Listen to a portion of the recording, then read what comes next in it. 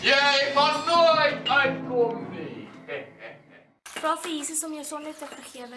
Okay, dankie.